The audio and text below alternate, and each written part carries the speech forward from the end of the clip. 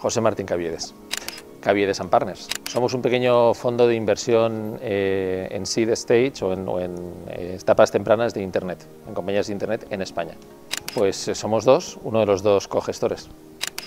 Soy ingeniero, luego tuve la suerte de hacer un MBA, he trabajado en finanzas muchos años y en los últimos 5 gestionando este fondo. Mi familia, básicamente.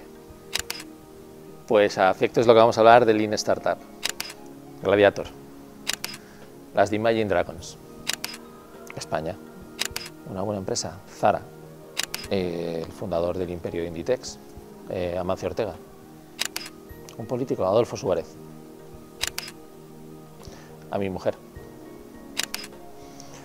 Pues el haber podido aprovechar las oportunidades que me ha dado la vida, he tenido suerte y creo que las estoy usando responsablemente.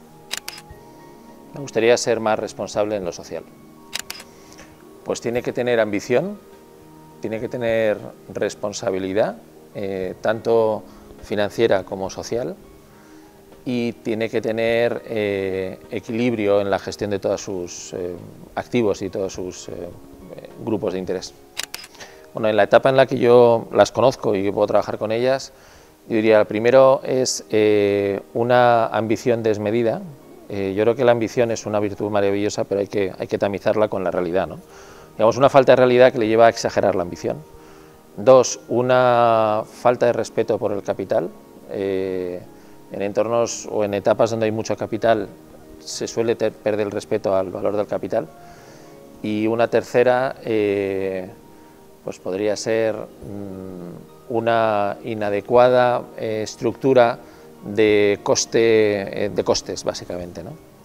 Bueno, todo el mundo puede ser emprendedor, pues claro que sí, lo que no sé si todo el mundo puede ser emprendedor agresivo o de compañías de alto crecimiento, quiero decir que todos tenemos derecho a crear nuestros pequeños negocios de autoempleo. Creo que sociológicamente eso es una maravilla y todos podemos hacerlo. No sé si todos podemos crear la próxima compañía exitosa de Internet. Probablemente no todos, yo desde luego no podría, ¿no?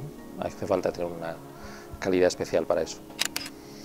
Pues hombre, yo creo que aprender a asumir riesgo personal e intentar reducir el riesgo financiero, ¿no?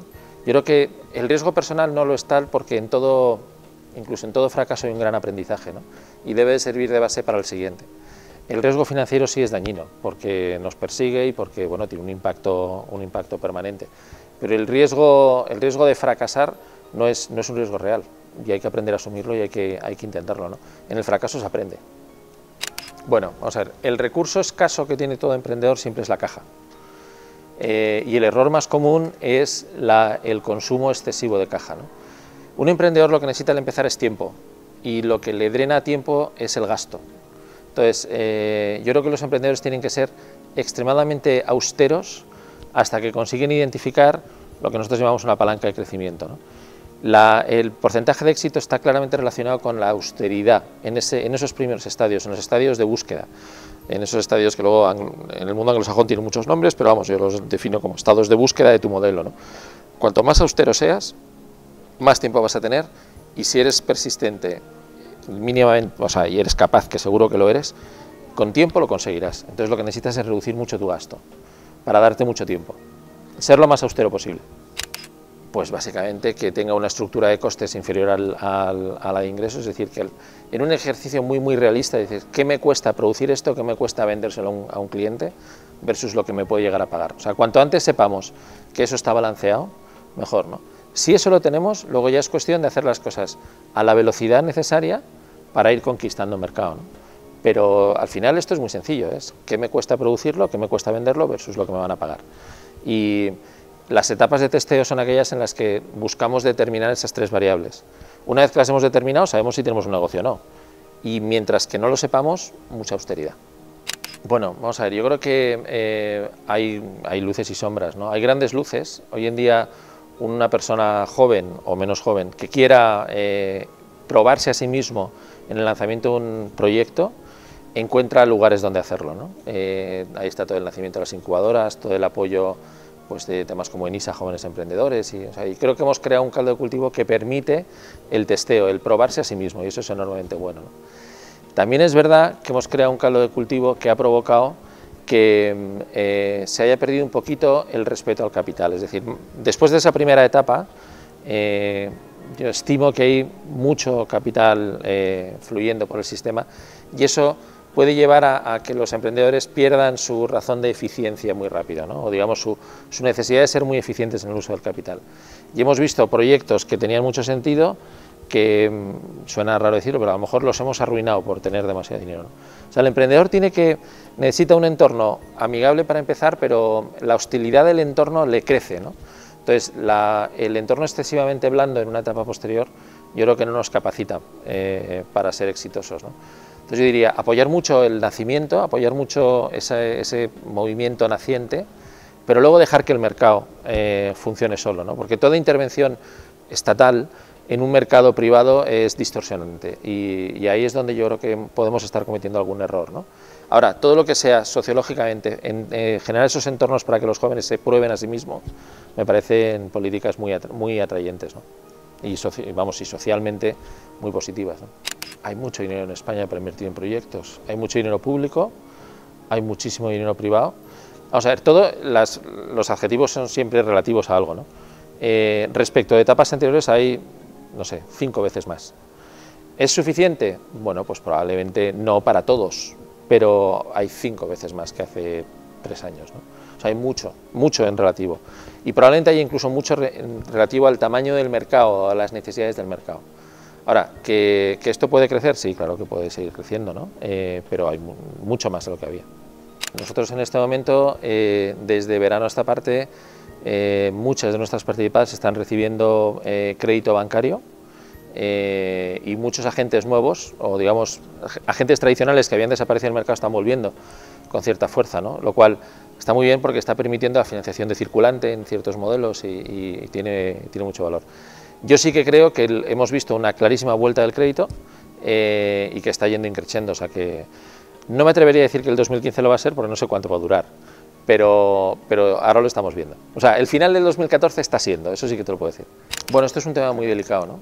El emprendimiento no es gratis y el emprendimiento exige un coste personal muy fuerte, lo decíamos antes, exige asumir unos riesgos que no todos tenemos por qué estar dispuestos a asumirlos y por tanto lo que creo que es razonable es que exista esa opción, pero tampoco se debe de presentar como mejor que otras, ¿no? Tan digno es trabajar para una gran compañía o para una pyme que es ser emprendedor y a veces estamos cometiendo el error de sobreponderar el emprendimiento versus otras formas de actividad económica o de ingreso familiar, ¿no? Me parece muy bien que lo hayamos posicionado como una opción, pero no es mejor y en función de tus cualidades y de tus limitaciones temporales y familiares es asumible o no lo es, ¿no? O sea que no lo es para todos, es bueno que sea para muchos, pero no lo es para todos, ¿no? Yo sí que creo que podemos estar entrando en un entorno en el que haya gente tomando decisiones de emprender en base a un ideal que no refleja una realidad. O sea, la realidad de un emprendedor, cuando nosotros tenemos la suerte de hablar mucho con emprendedores, es una realidad muy dura, es una realidad con un coste personal fuerte, es una realidad con una incertidumbre económica muy notable, ¿no? Y eso a lo mejor lo estamos reflejando poco, estamos vendiendo mucho la idea del emprendedor exitoso, es decir, emprendedores exitosos son uno de cada, no sé, 20, ¿no? Claro, si iconizamos el emprendedor exitoso nos olvidamos de los otros 19, ¿no? Con lo cual yo creo que deberíamos de volver un poquito a una dosis de realidad y demostrar que esto no es fácil, que no es para todo y que sobre todo tiene un coste en lo personal, sin duda, pues notable y que no todos tenemos por qué asumirlo, ¿no? Bueno, vamos a ver, primero tiene que tener una realidad económica razonable, es decir, nosotros no sabemos invertir a grandes ideas y a grandes presentaciones y a grandes incluso descubrimientos, ¿no? Sabemos invertir en cuentas de pérdidas y ganancias que tienen una realidad económica, que es una línea de entrada, que es el precio de venta, y unos costes, entre los que están los de producción y los de captación del usuario. Entonces, el primer que tenemos que entender es que eso tiene una realidad financiera saludable, ¿no? que es viable financieramente hablando o económicamente hablando. Bueno, para eso ya tiene que haber una realidad económica detrás, con lo cual nosotros no sabemos invertir a ideas, sabemos invertir en realidades económicas. Primer punto. El segundo punto, eso que es una realidad, pues una realidad pequeña o pues una realidad ambiciosa y grande, ¿no? Entonces nosotros buscamos la ambición y la famosa palabra esta de escalabilidad, que básicamente lo que viene a decir es que esto que en pequeñito puede funcionar, lo puede hacer también a lo grande e incluso mejor, ¿no? Entonces buscamos eso. ¿Por qué buscamos eso? porque sabemos que acertar es difícil. Y como acertar es difícil, necesitamos que cuando lo hagamos, o cuando el emprendedor lo haga, que lo hace, digamos, con nuestro dinero y para nosotros, cuando lo haga, sea suficientemente grande como para sufragar a aquellas otras multitud de veces que no ocurre esto, ¿no? Con lo cual buscamos un tamaño. Y luego lo tercero es que todo eso ocurre en un entorno que nosotros sepamos entender, ¿no? Porque claro, si esto ocurre en el mundo de biotecnología y yo no sé nada de esto, pues entonces casi sería como ir al casino. Entonces yo necesito que todo esto ocurra en un entorno que sea entendible por mí. ¿Y cuál es ese entorno? Pues el de las TICs, y por eso estamos hoy aquí, muy orientado a Internet y muy orientado al mundo del consumo del particular en Internet, ¿no? Bueno, ese es un entorno en el que más o menos podemos entender los parámetros y por tanto nos sentimos cómodos, ¿no? Yo hace mucho tiempo que aprendí que en lo que no entiendo no debes invertir, ¿no? Porque si aciertas es suerte y si no aciertas no vas a aprender nada, ¿no? Entonces necesitas que por lo menos si no acertamos, aprender, y si acertamos, pues construir una base de conocimiento para la siguiente, ¿no? O sea, que esas tres cosas, que sea viable, que sea grande y que sea invertible en mi sector, ¿no? Bueno, yo diría que hay una serie de sectores que han estado, digamos, privados de la iniciativa personal o de la iniciativa individual. Hay uno, por ejemplo, muy claro, que es el bancario. Toda esta historia que estamos, y oiremos seguro hoy mucho hablar del fintech, ¿no?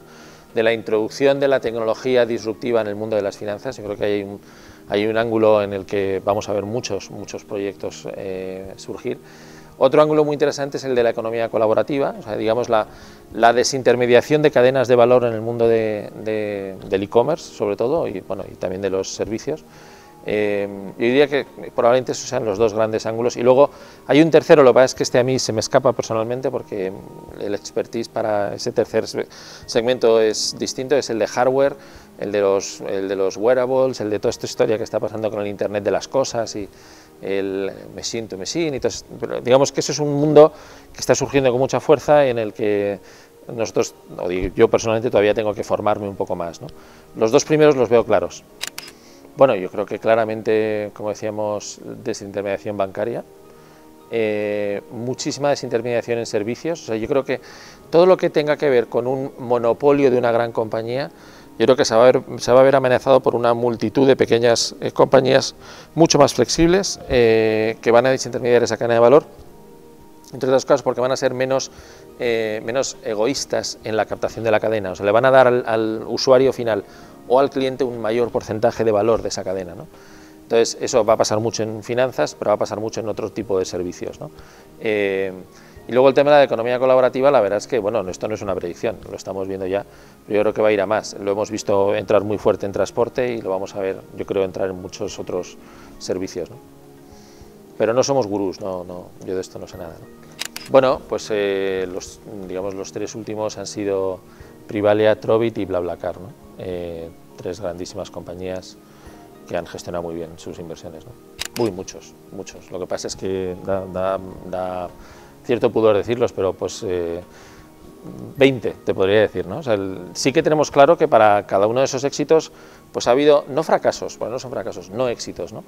De los que aprendemos, de los que sabemos que no se han podido evitar porque vivimos en un mundo de absoluta incertidumbre y que, bueno, el mercado no siempre nos responde o le responde al emprendedor como deseábamos, ¿no? O como él desde luego deseaba, ¿no?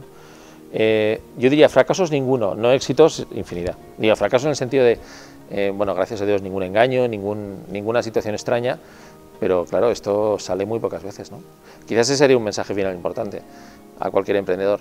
La probabilidad de éxito es mucho más baja de lo que tú estimas. Lo que pasa es que el beneficio del éxito también es mucho más alto del que estimas, con lo cual se equilibra, pero el mundo de ahí fuera es mucho más difícil, ¿no?